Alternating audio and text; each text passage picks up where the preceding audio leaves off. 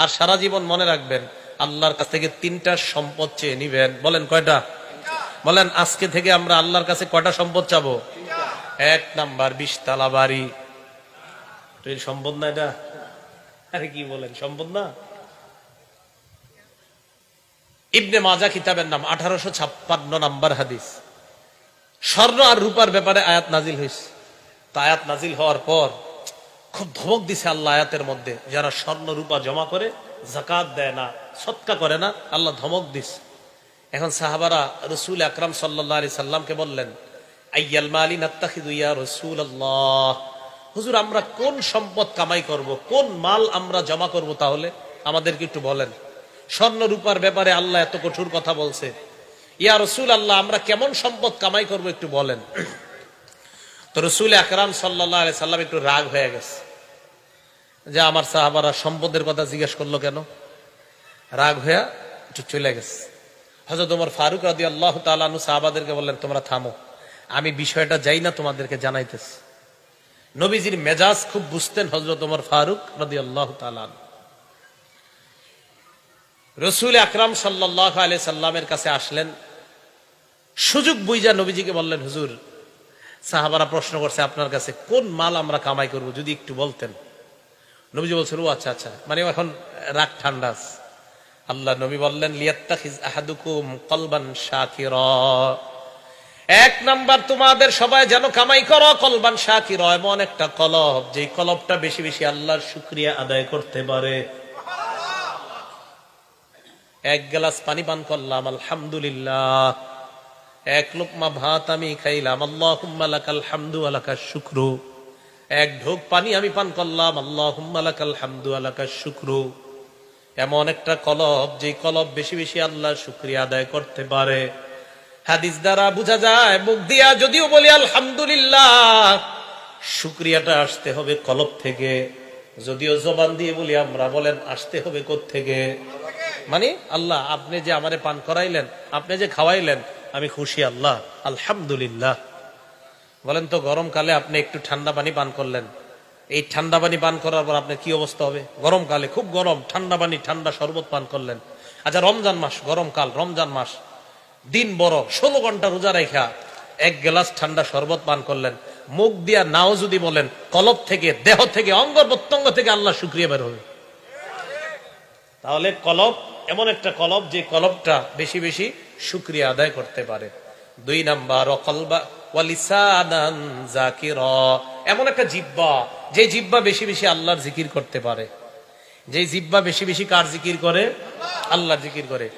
তিরমিজি শরীফের 3376 নাম্বার হাদিসের বর্ণনা, সুইলা রাসূলুল্লাহ সাল্লাল্লাহু আলাইহি ওয়াসাল্লাম আইয়ুল ইবাদি আফযালু দারাজাতান ইনদাল্লাহি ইয়াউমাল কিয়ামা, নবীজিকে প্রশ্ন করা হয়েছে, ইয়া রাসূলুল্লাহ কিয়ামতের ময়দানে আল্লাহর কাছে সবচাইতে মর্যাদাবান বান্দা বান্দি কারা আপনার কাছে জানতে চাই।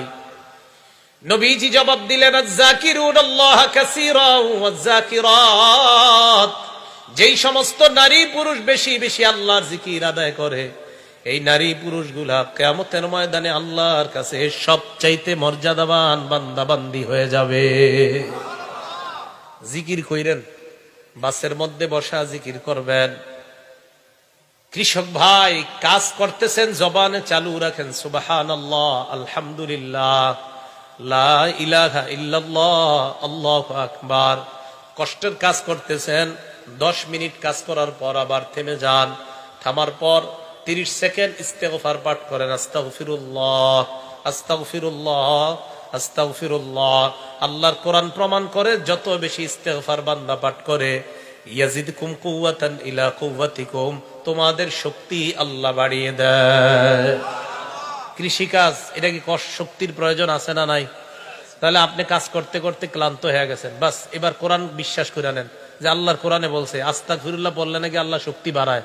বাস আমি আল্লাহ 10 বার আস্তাগফিরুল্লাহ বললাম, মাবুদ এই 10 বার এই নিয়তে বললাম, তুমি আমার শক্তি বাড়ায় দাও, যেন আবার এই পরের কাজগুলো আমি করতে পারি। কোরআনের ওয়াদা, অবশ্যই আল্লাহ আপনার শক্তি বাড়ায় দিবে।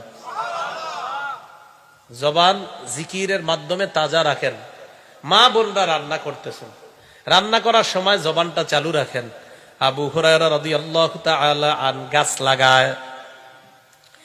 নবীজি আবু হুরায়রা রাদিয়াল্লাহু তাআলা আনহুর পাশ দিয়ে যাইতেছেন। আল্লাহ নবী বললেন, মাল্লাযী তাগরিসু ইয়া আবা হুরায়রা, আবু হুরায়রা তুমি কি লাগাও, কি গাছের চারা তুমি রোপণ করো আবু হুরায়রা? আবু হুরায়রা জবাব দেয়, গিরাসান লি ইয়া রাসূলুল্লাহ, হুজুর আমার নিজস্ব একটা গাছের চারা রোপণ করতেছি। আল্লাহ নবী বললেন, আলা আদুল্লুকা আলা গিরাসিন খায়রিন লাকা মিন হাযা, আমি কি তোমাকে এর চাইতে উত্তম গাছের কথা বলবো না, যে গাছটা তোমার এই দুনিয়ার গাছের চাইতে 1000 গুণ বেশি উত্তম? কয় হুজুর এটা আবার কি? আল্লাহ নবী কয়, আবু হুরায়রা তুমি বলো। বলেন আপনারা সুবহানাল্লাহ, আলহামদুলিল্লাহ, লা ইলাহা ইল্লাল্লাহ, আল্লাহু আকবার। এই চারটা বাক্য বলার পর আল্লাহ নবী বললেন, আবু হুরায়রা তুগু রাসূলাকা বিকুল্লি ওয়াহিদাতিন শাজারাতুন ফিল জান্নাহ, এই যে চারটা বাক্য তুমি পাঠ করলা, তোমার এই চারটা কথার সাথে সাথে জান্নাতে 4টা গাছের চারা লাগানো হয়ে গেছে।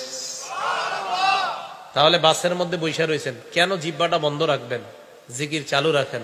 এই জিহ্বা যেন সদা সর্বদা আল্লাহর জিকিরে রত থাকে। আল্লাহ আমাদেরকে এমন একটা জবান আল্লাহর কাছ থেকে চেয়ে নেওয়ার তৌফিক দান করেন।